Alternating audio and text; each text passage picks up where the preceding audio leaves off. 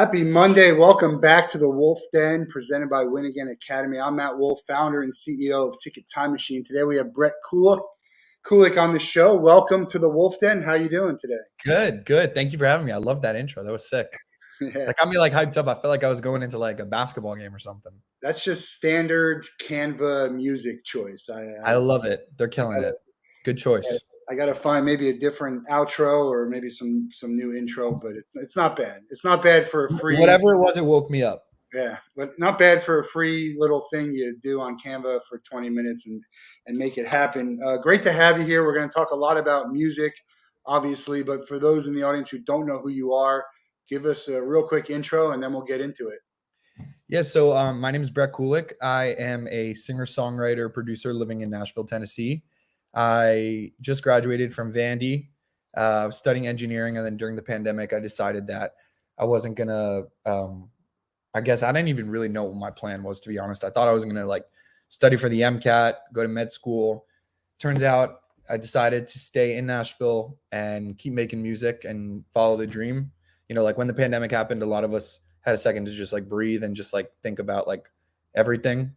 And so I was like, do I really want to keep studying for the next 10 years, or do I want to keep making music? And I was like, I'm probably just going to keep making music. It sounds a lot more fun. It does sound a lot more fun.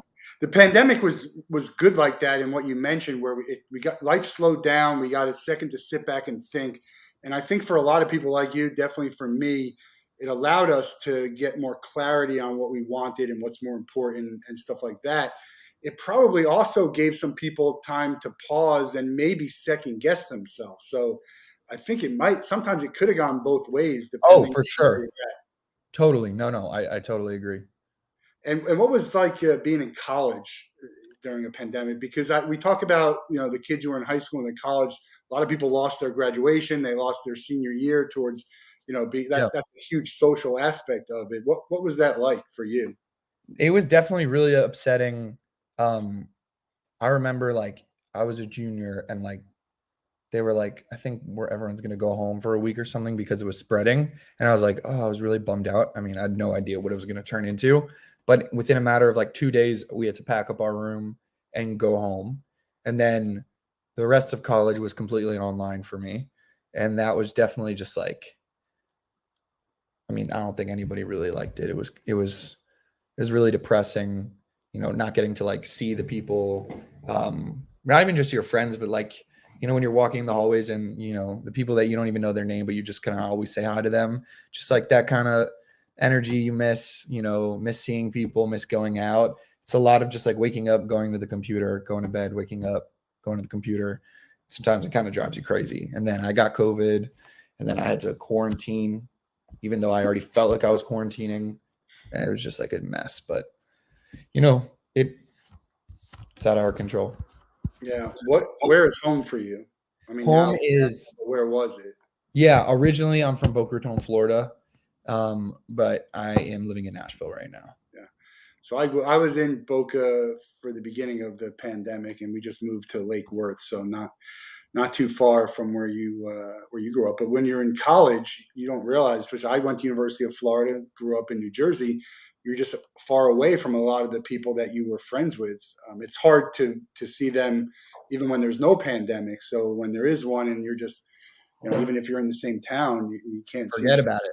Yeah, I could see how that would be difficult. Did this university do anything for the students to sort of help them mentally? I'm sure they did. I can't remember specifically.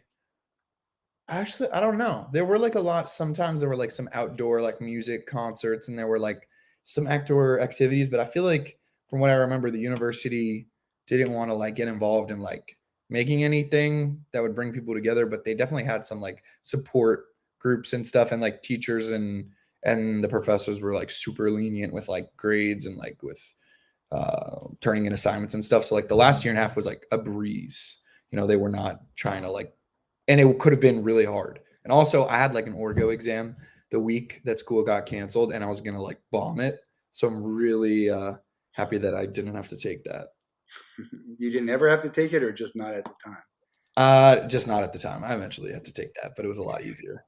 So you talked about at the pandemic your dream, right? Your dreams to be a writer and singer of music.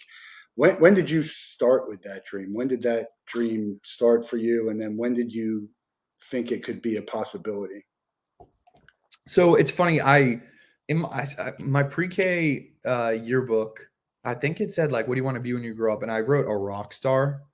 And since then, I'd never thought about music as a career, like growing up and doing anything with music, just because like I'd never seen anybody around me do anything with music. You kind of think about like, you see what everybody in your circle and your like world that you grow up in is doing, and then you kind of like that's like you kind of project that onto yourself, and you're like, all right, well, when I'm older, I'm going to do one of these things. So nobody was ever in music, so I never thought that I could do anything with music. So I guess the dream kind of happened really, it was like a sleeping dream. It was a sleeper. It was always kind of just like in the background. I was always making music. I never really kind of had a good idea of what I was going to be doing with my life. It was more so I'm like, I'm on this path. I'm in college. I'll maybe go to med school. Like nothing was ever clear. And I think that this was always like secretly just like building up in the background. And I'm just so happy that I like get to make music every day. But as you're growing up, you're singing in either competitions or bands or stuff like that. Yeah, I didn't do any like competitions or bands or anything in high school. I guess I was always taking piano lessons since like third grade. I was taking like once a week, classical piano lessons. I took that all the way up until like the end of high school. Um, I started writing songs like in middle school and high school. I had GarageBand on my computer, and I was always messing around with GarageBand. And like for all these like school projects and stuff, I remember I was always like, when they're like, you can make a song, write an essay, make a short film or something, I'd always just like make a song. So I always loved singing. And I also didn't really have the best voice growing up. Like I remember having like a really actually like a bad voice, and I like did not sing a lot. I really didn't sing a lot. I started singing just because like I started writing songs and I wanted to like sing them. So I was just like singing by default. So it's taken me a long time to just like get better at singing. Like I was even listening back to like some things that I recorded in my like freshman year of college, and I'm like, geez, this is horrific. So, But it's good to be a songwriter and a singer because, and what I didn't realize until way late after listening to music is that all these popular songs that we love just they were not written by the people who are singing it. oh yeah, most of the time, most of the time, especially nowadays, when you listen to a song, it was not written by the artist, and the reason is because it's really, really hard to make a good song and to have an artist, right? Like somebody like Adele, right? She's an incredible, incredible vocalist. To be an incredible, incredible vocalist and be an incredible songwriter, I mean, it sounds like you have to be, but it's really so rare to have somebody who is like an amazing singer and then a completely different skill set is like being an amazing songwriter. Like somebody like John Mayer, or like James Taylor, Carole King, like they have amazing voices and can also write. But nowadays, there's so much, on the line, and these labels and people are putting everything they have into like these songs, and like it's just like a product. You obviously want to make sure it's the best. So if if you're a label and you find like a singer, she might be amazing and she might write great songs, but you want the best songs. So you're going to bring in like some specialists, some like consultants, some really good songwriters, and like bring them in the room with her or him and like help him or her write the best song possible. Yeah, I used to go down to, well, I used to go down. Key West is probably my favorite city in the U.S., and I would go down there every year around my birthday, which is a couple weeks ago. And the Key West Songwriters Festival would always be around that time, and we'd just be randomly at these bars with people, singing, and you would find these amazing songwriters who are singing all the songs about, but they sing it well, but it goes to the Luke Bryans of the world, and like Oh yeah. Adele, but it's amazing to talk to them and to hear them. But if you can write songs, it's great. If you could sing them, great. If you could do both, even better. You just hope that if you're good enough at either one, that you'll get discovered and your work will get discovered too. Yeah. Yeah, totally. Yeah, you really, it's sometimes one gets the light and one doesn't, or you don't know which one is going to take off first. Sometimes people start as songwriters in the industry, and then after a while they release their own artist project, or like artists that have had a great career end up going to like the behind the scenes role and writing for other artists. So it works both ways. Yeah, and it's like I play a lot of basketball. I played against so many great players that probably never made it anywhere, and I think Mhm. that's a lot. It's a good analogy for the music world too, because there's a ton of great singers, a ton of great um, songwriters who just Yeah. never get discovered, or maybe like didn't become popular for whatever reason. I know a bunch of great writers and singers who just they're not at the level at some of these. And look, music is subjective, but I think we could all agree there's some pretty bad stuff out there that Yeah. popular. It doesn't matter what you like. You're always going to say, "All right, I think this is bad." There's stuff that people think is like, I can't believe people are listening to this. Yeah, there's a lot of crapola out there.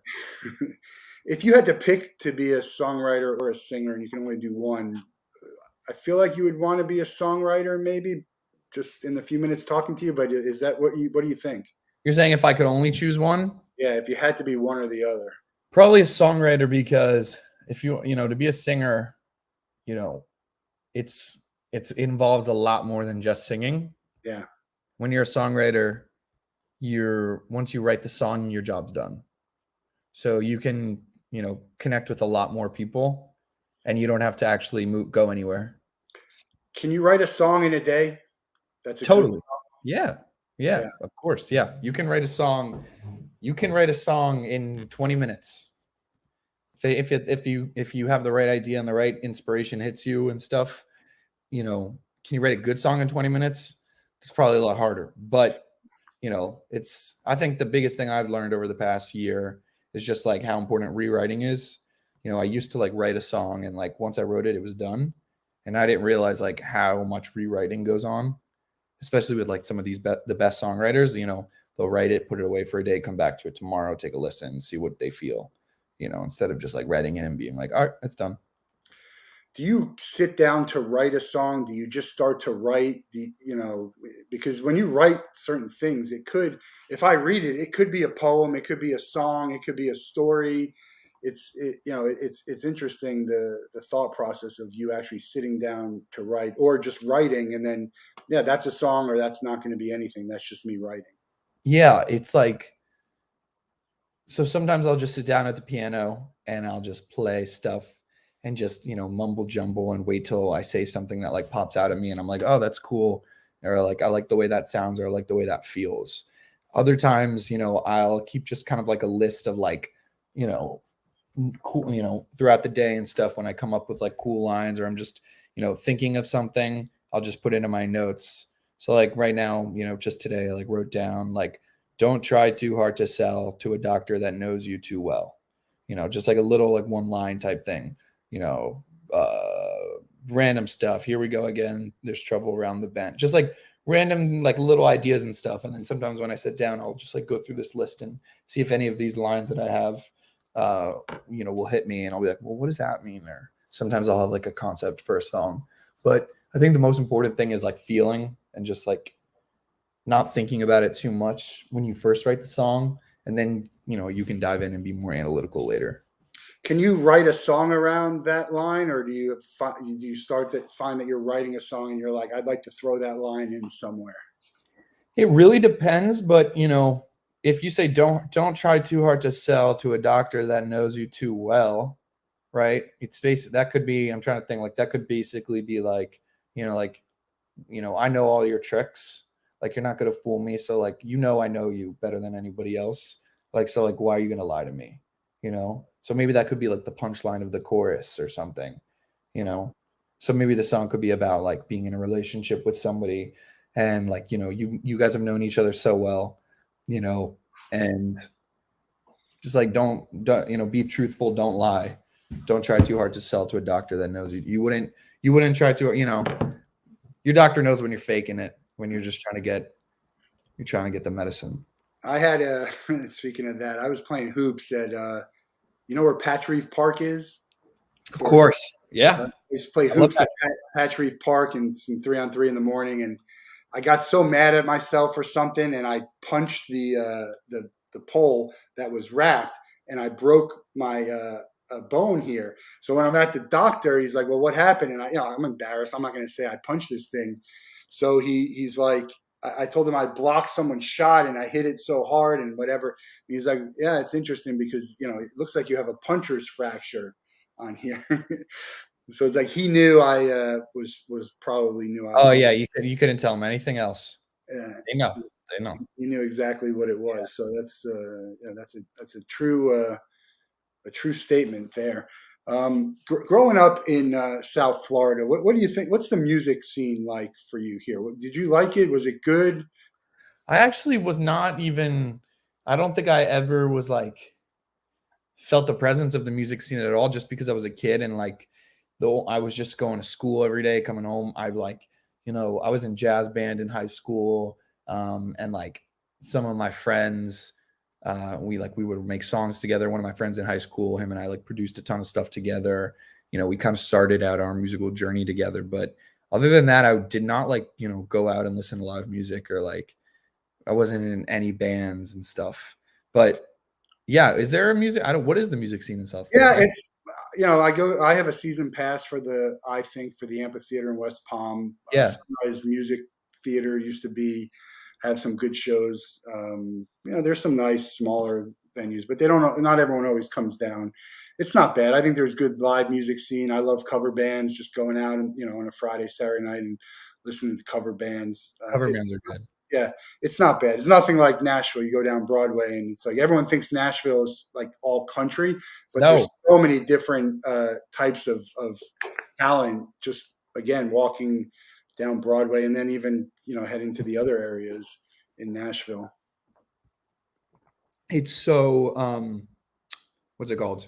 It's so diverse. There's so much pop music now. It's not just country, but it definitely still has that stigma. Everyone always thinks it. I thought it was just country. Yeah, and I love country music, so it's fine if that's what it was, but definitely there's a bigger feel. Is there something about Nashville where everyone wants to be there? Is it harder to be there with so many other people trying to make it at the same time? Is that inspiring to you? What's the feeling of staying in Nashville? I think I'm staying in Nashville because it's familiar to me because I went to college there and also it's close to the East Coast with my family. But everyone there is just like super, super like nice. Everyone's super down to write. You don't have to drive far to get to anybody. You can really just like hit anybody up and people are like open to like sharing their wisdom with you. Like one of the first cuts I got was just from like reaching out to like somebody who wrote for Rascal Flatts and like, texting or DMing them and then setting up a write with them. And I just don't feel like you can do that anywhere else. I also just came back from a trip in LA and I loved it, but it's definitely like huge, so much bigger, driving everywhere. There's so much traffic. It's definitely a different vibe than Nashville. Nashville's a lot of like cool home studios. It's very just like warm and cozy. Yeah, I would never choose to live in LA over Nashville. I was in LA last year, and there's a lot of fun out there, and it's nice. It's big and rich. If you make it big enough, you'll be in LA often, regardless. So Yeah.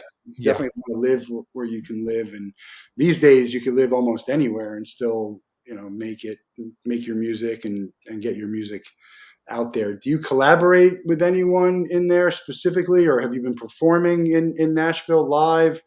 When did you do that at all when you were in college, or once the pandemic hit? Yeah, I formed a band with some of my friends at Vandy. It was basically like a bunch of the kids that lived on my floor were like in the orchestra or they played like strings. And so like the band was called Strings and it was like me and like four of my friends. It was like a string quartet. And then slowly we started adding on like different players and stuff. And I did like a few shows on campus, and then we did some at like a bar and at like a frat party. But we didn't really get right when like the band was getting started and like when we played our first show was when the pandemic happened. So like we had been practicing a lot and we're getting ready to play out, and then we all went home. So I didn't really get the chance to play out with the band a lot, but I played a bunch of like writers rounds and just like showcases and stuff and just played by myself. But this tour that I'm going on this summer is going to be the first time that I'm playing like a real show with that, the full production, multiple keyboards. I'm having like a drum machine, a drum pad, doing some looping stuff. It's going to be like a full production with lights and everything. It's kind of crazy. I've never done anything like this before. So there's a lot of rehearsal going on, but I'm like super, super excited to like play. Are you inspired by anyone? Was there someone you look up to as you're trying to perform or trying to emulate?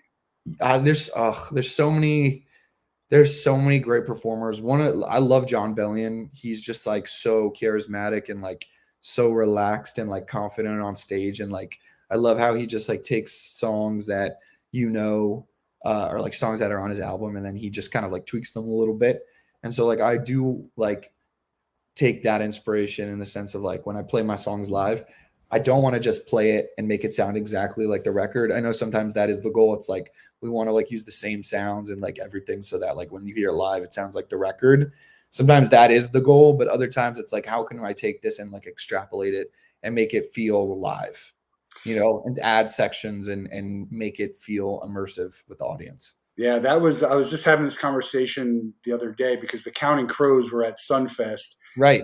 And Adam Duritz took a lot of heat in the beginning of their career when they were touring for sort of making it his own. Like he would never sing Mr. Jones the way it was on, and so the people wanted to hear it the way that it was. And some others appreciate what you're talking about, where you kind of just make it your own and you're in the moment and you maybe extend the note here or add it here. But he was famous for that. People used to talk about how bad they were in concert live, and I've seen him a bunch of times. They have gotten much better, although he went back to that this last one. But it just depends. You got to, I guess, maybe read the crowd. And sometimes it's frustrating when you want to hear a song and they sing it with like a different melody. You know what I mean? Like it's like they sing the same song, but it's like with a weirder like a melody. Sometimes you're like, oh, I just want to hear, like I just want to hear Gravity. I don't want to hear Gravity. It's working against me. Like they're just like changing it up. I'm like, come on. I went to see the Beastie Boys in the Meadowlands, and I'd seen them before, but this was my second time seeing them. And they had a DJ playing all these top 40 tracks in the background while they're singing. And it was terrible. Like I want to hear the Beastie Boys, and I want to hear their beats. I don't want to hear Jay-Z in the background while Beastie Boys are doing. Wow. Yeah, it was really bad. But that's kind of like what you're talking about. Have you ever been to a concert that was just really bad that you went and you're like, this is not what I signed up for? Yeah. Let me think. I definitely been to a bad concert.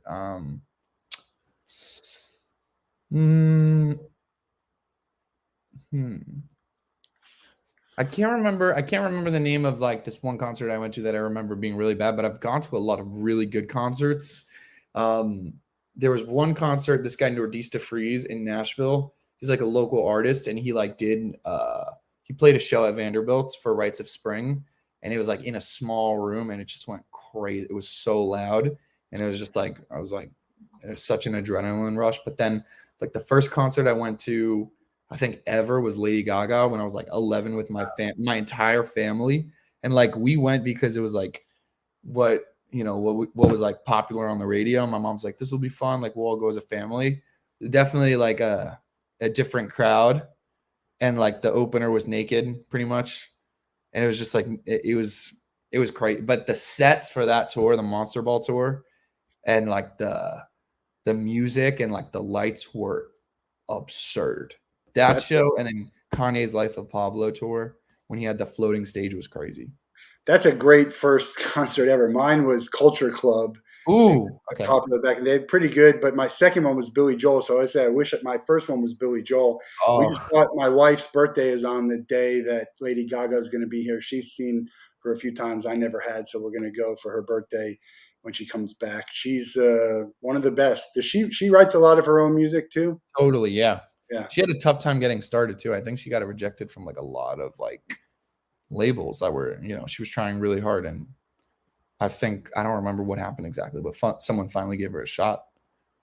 But there is a thing, like when you want music to be your thing, it's almost like in minor league baseball in the sense, like it's not going to happen for everyone. And some people can make a pretty good living in life just playing, small shows or whatever. You go in your van and sleep on someone's couch and play a house, whatever it is. And, and that might be fine. People love a life of that way. But a lot of people probably give up if they get the rejection and don't.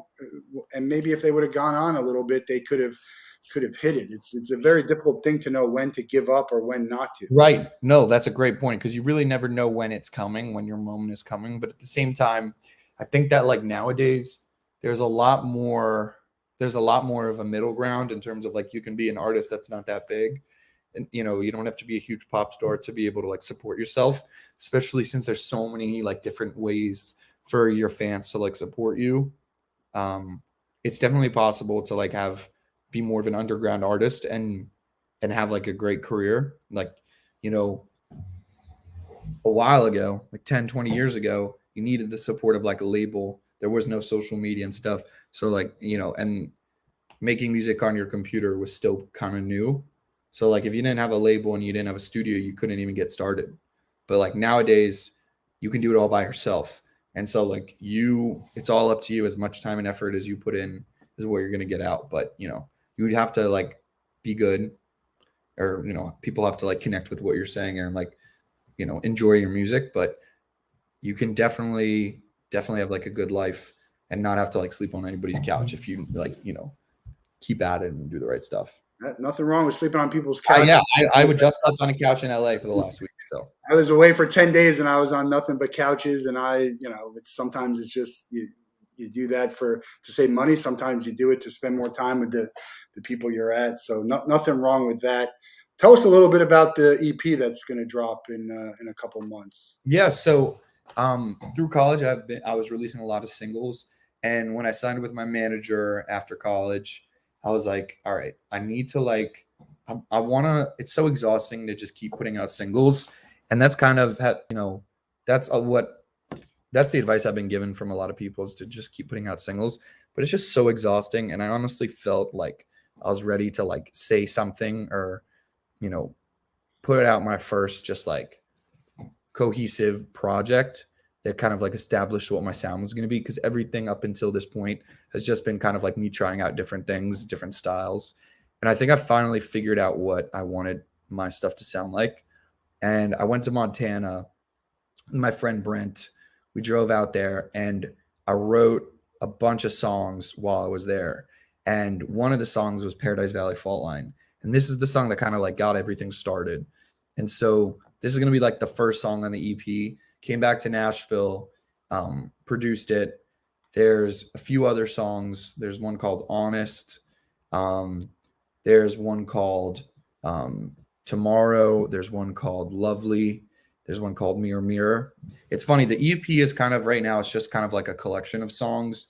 It is a cohesive project, but it's not going to come out all at once. It's just going to come out in like little bits and pieces and stuff. And yeah, I'm really excited to like put it out. I kind of took down all my music on Spotify just temporarily while I released this. It's like just like the first time that I'm saying like, hey, this is what Brett Koolik sounds like. This is like, what I want my music to be. My friend Brent, big supporter of the show, likes your friend's name, right? Brent as well. Corey is my concert buddy. Hey Corey, how you doing? More than anyone I know. He's got an organization called Corey's Crew. They help disabled people get to concerts. And oh, that's awesome. That's amazing. Great organization that him and his family have put together. What do you want your sound to be like? I mean, for those in anticipation of it, is there a certain sound? I mean, you talked about, you're in Nashville. You talked about playing a little jazz and string quartet and so piano. Yeah, coming from like that background of like doing a lot of strings and like acoustic stuff, there's a lot of like strings and in like the EP, and when I got back to Nashville, I worked with this incredible producer and I learned a lot about production. And basically what I kind of realized is I loved taking, I have like super bad ADHD. So like a lot of the times when I'm producing, it's just like trying stuff out, having an idea, chasing it, going to another idea, chasing it. And after doing like a lot of that, I basically realized that I love like recording live instruments.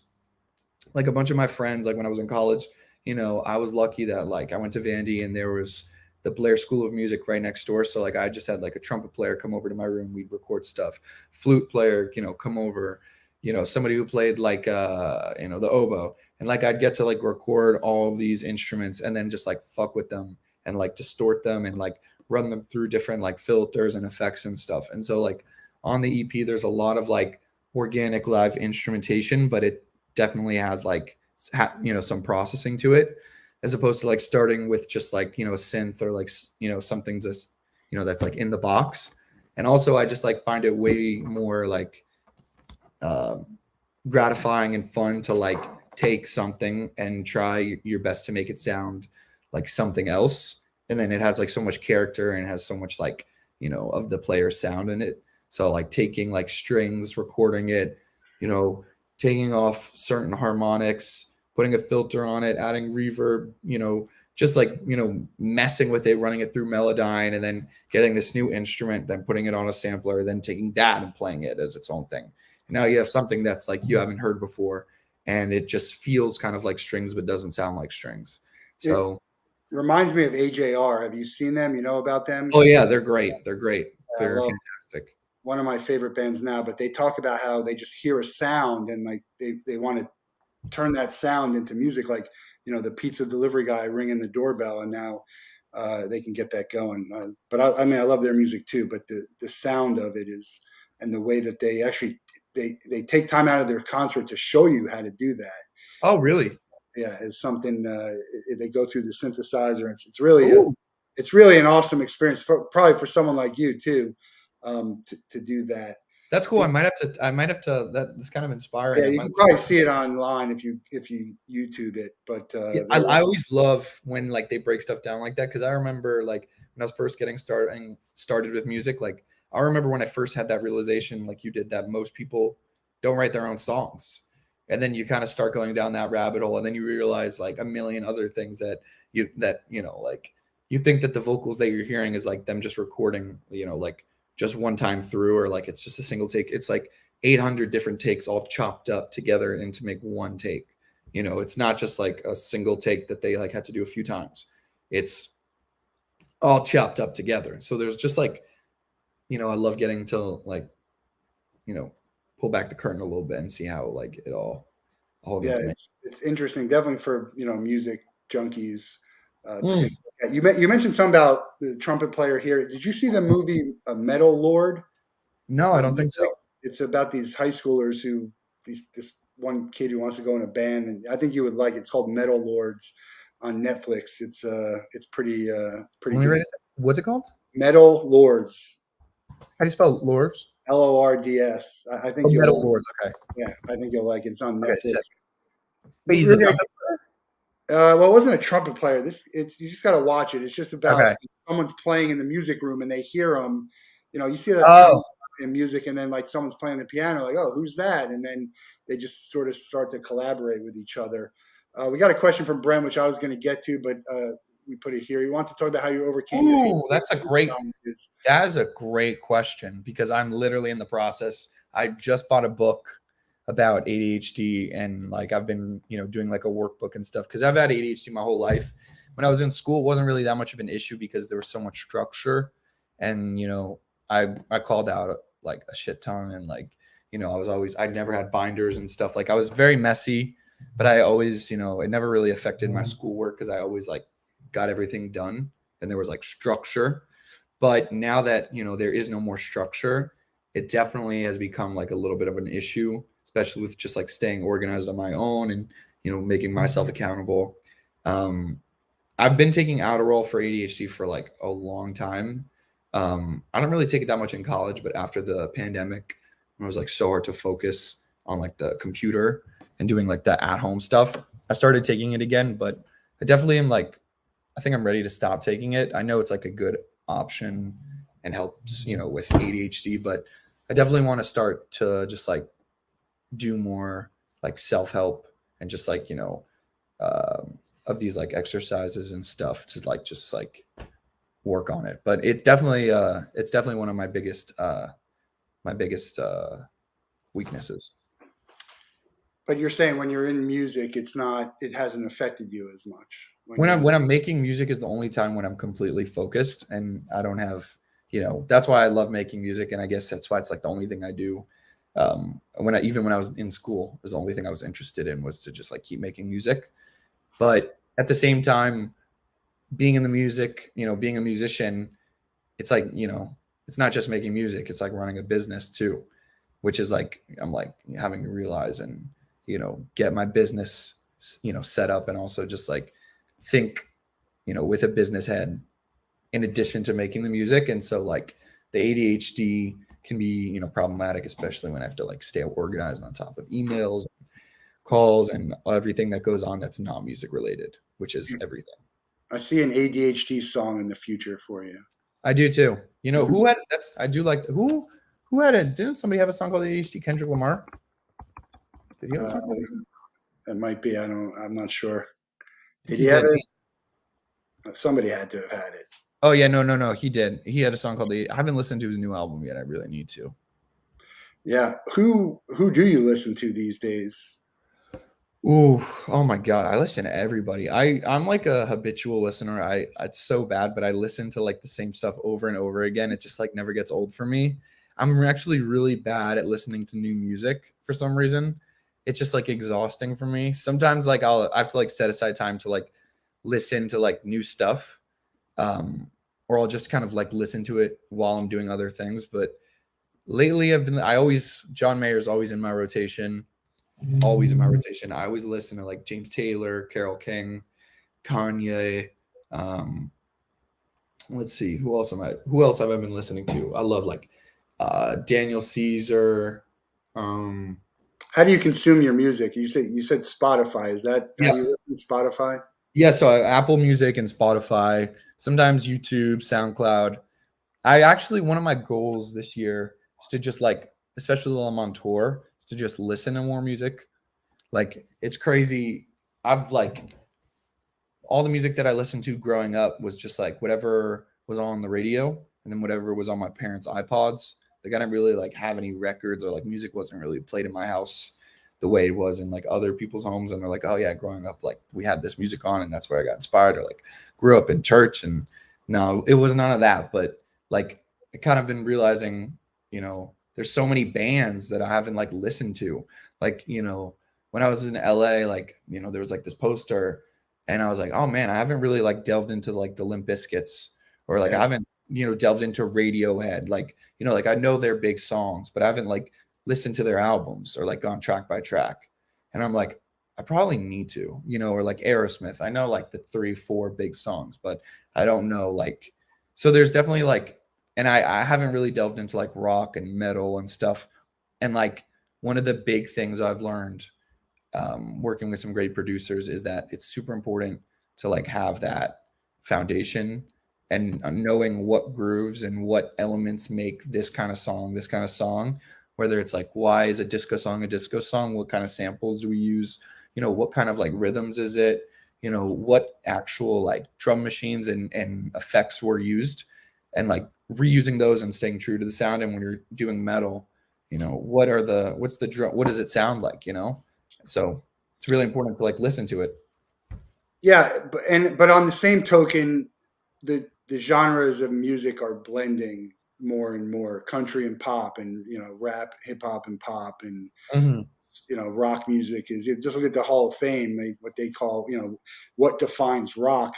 Oh yeah, Eminem just got inducted into the Rock and Roll Hall of Fame, didn't he? I think it's more of a music Hall of Fame. Certainly, he's one of the best artists and performers out there, in my opinion. I think he's great. I just don't. He's a rapper. Yeah, no, I think they're just kind of it's just a Hall of Fame now. It's not really the Rock Hall of Fame. If you could put anyone into the Hall of Fame who's not and you might be surprised. Oh, you always look like, oh, are they in the Hall of Fame or not? I don't know. But someone who you think is not in that you would put in right away, and it doesn't have to be rock. It could just be music. Who do you think maybe doesn't get as much credit as they deserve? Ooh, that's tough. Who doesn't get the credit that they deserve? I always champion for Weird Al Yankovic to be in the Hall of Fame. I think he's incredible. His stuff is so genius. He is. Yeah, I love his polkas. I listen to his polkas more than everything else. Just the way he blends the songs that I love is. I know. He really, and he was like one of the first people doing that on YouTube. Like he was huge. I forget he had that. He had like so many of those remixes I used to listen to on YouTube. But no, definitely him. He should definitely be in the Rock and Roll Hall of Fame. Yeah, we'll have to get him in. We're gonna put a petition. I don't know how we do it. What do the kids do these days? Put one of those online petitions. Just send it. Yeah, make an online petition. Shoot a DM to the Rock and Roll Hall of Fame on Instagram. Just be like, I've reached out to the Rock and Roll Hall of Fame. I actually talked to them to try and get our tickets in there and our specialty tickets. So nice. Someday we'll try and get our stuff in there. I'm sure it will happen. The Culdesac and Camp Tour. You talked a little bit about that. Tell us what it is. It's a brainchild of Amy, who's a manager of yours that you connected with through family. But tell us a little bit more about the tour. Yeah, so the tour it starts on like June 28th, goes all the way up until like mid-August. We're basically driving in like a Sprinter van, and like we have a U-Haul. Amy has her car. It's like me and like a team of like 8 to 10 people. And we are driving. We're starting in technically we're starting in Georgia, but then our next date is in Maine. And so we're kind of staying in like the Northeast area for a little bit and then making our way into the Midwest. But basically we're playing a bunch of these summer camps where there's like an audience of like 500 kids, and we're bringing this entire self-contained show to them. So we have all the lights, all the speakers, the stage, everything. It's pretty much no one else is doing anything like this in the world. It's like unheard of. Like an artist of my size to be doing a show like this is just like ridiculous, and most of the times when you do shows like this, you just like lose money. Like the fact that we're bringing our own equipment and like our own speakers and our own lights and like doing it ourselves is just like absolutely crazy. And I'm like so lucky that I get to like play all the songs that I wrote this past year in front of like an audience at this level, with like getting to work with like a music director and like creating a show that's like top notch, like super dialed in, when, I could, easily be playing at like a bar, but Amy's like, I really don't want to like have you playing bar to bar. It just like doesn't work. And, you have all these songs, you've been working so hard. Like, I want to see what I can do to like be able to like get you to play in front of people. So like one way is obviously opening for people, right? Going on a tour with somebody else. So you're not like making the tour. You just have to like hop on the tour. But even that's hard, to get to work with the right artist and then, to rehearse and the dates and all that. So you kind of have to like start somewhere. And so I'm lucky. Who would you pick? If you can go on tour, who would you pick? Jeez. These are, I don't know why these are so tough. I feel like I'm just like, there's so many different people I'd love to play with. No wrong answer. I would love to go on tour with like John Bellion. Yeah. Yeah, he's so good. Also, Post Malone. Post Malone. I saw him at a Super Bowl event, not this last year, the year before here in Miami. He played at the Fanatics party, and I was lucky enough to be there. And he was great. Sick? Yeah, he was great. Yeah, I mean, I don't like all of his music, but when you get to a performance like that, where it's 20 minutes or so, and they play all of the songs you like, it's great for me. To not have to sit through, sometimes you go to a show and you can sit through an hour and a half and you like 3 of the songs. That's the worst. Yeah, it's tough. It's tough to do. Do you have did you go to summer camp growing up? Yeah, I did go to summer camp. I went to Laconda for a few years up in New York. And then after that, I didn't really go to summer camp. I went to tennis. I played some tennis at a summer camp called Julian Krinsky. But I didn't go. I didn't go for a long time. I went to summer camp. I went to like 8 different ones. Oh wow! Yeah, I grew up in New Jersey. I feel like it's a Jewish thing, right? For us, totally. to start. Now everyone goes to summer Now camp. everyone goes, but it definitely was like originally just like a Jewish thing. For Yeah, sure. and we were up. I mean, living in New Jersey, we went to Pennsylvania and upstate New Yeah. York and Connecticut. It was There's so many camps there, so it's like great. We're gonna like be able to stay in one area, get an Airbnb, and then just like drive an hour in this direction and that direction and play at different camps. Such a fun experience, summer camp, and I think adding something. If I had something like this, you know, they know they're not going to get like, you know, the Grammy-winning artist. So I think once you get past to be like, who is this guy coming? But when you're in there and you're listening to it, and it's a real, you know, it's a full show in my camp, I think they're really going to respond well to it. Oh yeah, and I'm going to be playing a lot of covers and songs that they know, and it's going to be just like a great like high energy show. A lot of lights, like it's going to just be so fun, and yeah, everyone's gonna have such a good time. Like Amy's been able to book like 30 camp dates. It's crazy. Like we're gonna be playing for like 15,000 people this summer. So that's gonna Amy is a machine. She is a machine. Yeah, she's crazy. So lucky. Well, you got to be a little crazy to make things happen. That's for sure. That's for sure. A little crazy. Do you have your set list pretty much figured out, or you're tweaking it? Yeah, I pretty much have my set list figured out. I just have to add in a few more covers, but I'm really excited. I'm doing, you know, that Jack Harlow song, the First Class.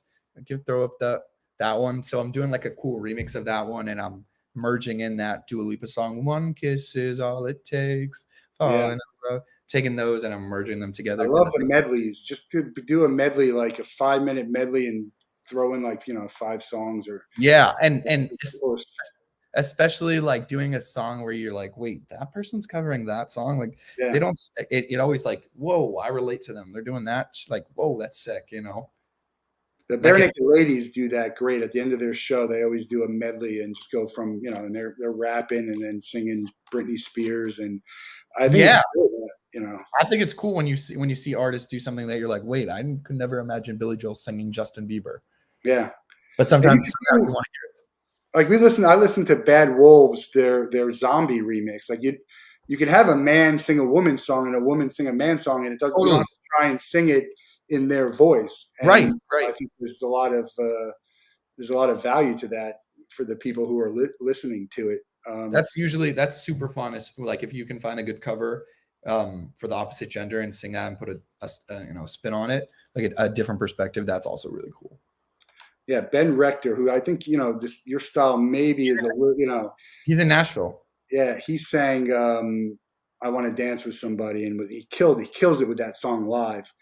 And people like Andrew McMahon. These are people these people you sort of listen to when you're playing the piano and you're. You know, I've listened to a lot of them. It's actually funny. This tour is like the first time where I'm getting a little bit away from the piano. My entire life I've been playing the piano. But I don't want to be like tied down to the piano, and I don't want my like image to be like me and the piano. Not because I don't like playing the piano, but I just like, I don't want my image to be like when you think of Brett, I don't want you to think of piano. I want to be just the piano, especially since like I want the live sets to be a lot more like multifaceted and like I want them to have like different parts and components and stuff. So I'm really not playing like piano that much. I'm playing a few synths and stuff. There's going to be like 1 or 2 songs where it's like just piano. Besides that, we're going to be rocking out. We're going to be rocking. But no dance crew, not like. No. You don't want to see me dance. You ever hear the band Low Cut Connie? That's another Jewish, Adam Weiner is the lead singer for Low Cut Connie. I saw him on the Rock Boat, and he was on there, and he was killing it. Okay, cool. Yeah, I don't hear a lot of Jewish, you know, singers for some reason. I know. We need more of them. That's what you're here. It's like the young male tennis star. Like the weight of the Jewish singers is on your shoulder. I feel it, Baruch Hashem. And this could be where it starts at the Culdesacs. And if something like this does take off, which, you know, Amy's proved it has before, there's a lot of other types of tours that could be similar to that. You know, to summer camps that can be a good way to get in front of people and get your music out there. It's really all about just getting your music out there, because you just never know who's going to listen, who they're going to tell. You never know. You never know. You have to play every show like it's your last. Like you have to play like every show like it's Madison Square Garden, because you never know who's in the audience. You don't know, what you're singing and how it's going to affect somebody. And like the best feeling in the world is like, I remember even freshman year of college, I played at this little cafe for like 3 people in Nashville. And like I played this one song and the woman came up crying after. She was like, that was so beautiful. And I was like, I cannot, that was like moments like that always make me realize like the power of music. And like, just like, in the words of Jack Black, one great rock show can change the world. Yeah, great movie. The you just never know who's listening. I mean, you have to be able to play in front of 3 people and 100 people and 1,000. I mean, and you don't want to lose. You want to play in front of 3 people with the same energy that you're playing for 100. And when you play for 100 people, you want to make sure that you still play with the same intimacy that you did for 3 people. Which is not an easy thing to do. John Mayer somehow mastered it. Yeah. If you could play one venue in the world or in the U.S., Red Rocks. Red Rocks. Yeah, I've never been there yet. It's on my bucket list. Red Rocks for sure. Yeah, I have. How about going to an event? Let's say outside. We know Red Rocks. If you were going to watch a concert, is there anywhere that you've been that you haven't been that you'd love to see?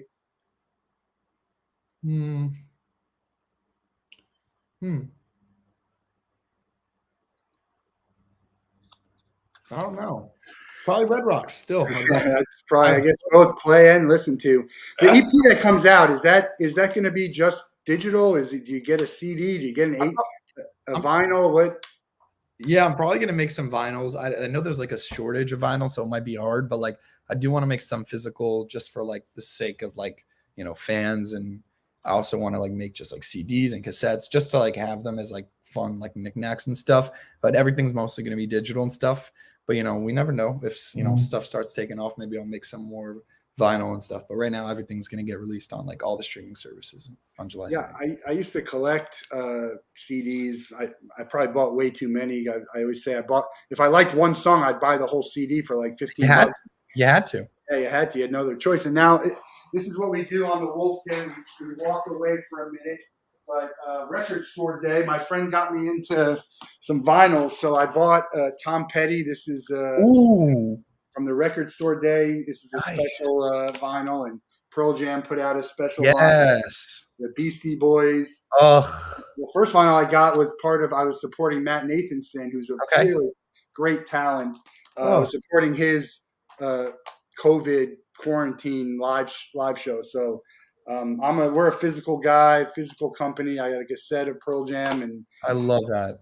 I don't have anything to play it on, but it's something I'll. No, I actually want to get I want to get a vinyl player, a record player, so bad, and I want to start like getting vinyls and sampling them and stuff. I've been rehearsing a lot for the tour, and after I'm ready to get back into like the music creation mode and just writing a ton, like I'm starting to feel like a lot of stuff like build up, especially with just like writing one-liners and stuff, and coming up with like a lot of musical ideas. It's kind of been weird to just have to put on the brakes and just focus on like rehearsing and getting stuff done. So after the tour, definitely gonna get a record player.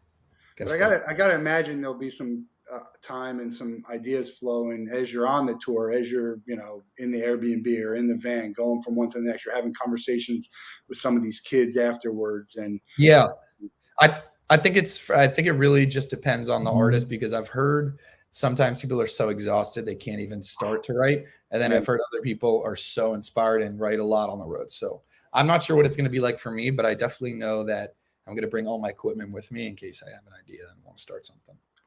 Yeah, you never know when it's going to hit, and now you always have something to write it down with your phone. Right.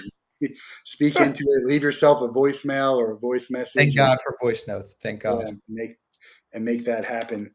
We're gonna get you out of here on the same question we get everyone out of the Wolff Den with. You can spend a day with anyone in the world. They have to be alive, and you can't be related to them. Who would you pick, and what would you do? Gordon Ramsay. I think he's like the funniest TV personality ever. I love watching him just like yell at people. I think that's like the most entertaining, funniest thing ever. I'm also a horrible cook, absolutely terrible cook. So I want to just like learn how to make some simple dishes and stuff. But I feel like he's just like so hysterical. I would love to just like follow him around on like Kitchen Nightmares and stuff. Would you let him, like, you cook and he's got to grade and yell at you for what you're? Oh, I would. He did this challenge once where he tells you what to do, like you're back to back. You each have your own stations, and he's telling you how to make something like crab cakes. Then you're just following him based on his words, and then you turn around at the end and show each other what you made. Obviously, Gordon's is like perfect, because he's the one coaching you, and it's so funny just seeing how everyone's just so bad. But I mean, I could tell you a million different people in the music world that I would die to spend the day with. But Gordon Ramsay, he's the man. I think we're almost 200 episodes in, and I think that's the first Gordon Ramsay. So it's a great choice. What do people say usually? Do they have? Obama is the number one. I think people want to spend time with Obama. I don't want to. A few Elon Musks. But we've had some great choice. I got to run down and start to keep track of that better. I did want to ask you the last question. Actually, I know that was, do you have a collectible, an item? Like, I collect all this stuff with music. Do you have anything that you have that's music? No. Memorabilia, souvenir, collectible, a ticket, a thing from a show you played or access you had? I guess just like I guess some access. I gotta check. I have some wristbands from some like concerts and stuff, just kind of like floating around, but nothing that I like keep. I don't like have a collection or anything, but I probably have some stuff lying around. Yeah. Oh, well, once you get your own CD or vinyl or anything like that, that'll be it for you. I know. Also, I didn't get to ask you about Vandy. Were you a sports fan? Did you go to the games there? Oh, it was hard to be a sports fan with our football team, but I went to a lot of the basketball games and the baseball games. At least we had a good baseball team. Did you win I think you won a national championship in baseball when you were there. Yeah. Yes, we're good at baseball. We got that unlocked. We just got to work on football. Football was tough. But I don't know. We'll see. They got to get better somehow. And even the basketball was good, and now they went down. I know. I forgot to ask. We went premature on the question. My wife. This is for my wife. We're going to be in Nashville. I have my restaurants. What's your favorite restaurant in Nashville? Ooh, okay. What kind of are you on? Like for Southern food? Just your favorite. You got one place to go. Your friends are coming in town. They've never been. Where are you taking them to eat? Okay, let me think. Obviously, I think Hattie B's is such a great place to go if you haven't been there. Yeah. Have you been to Hattie B's?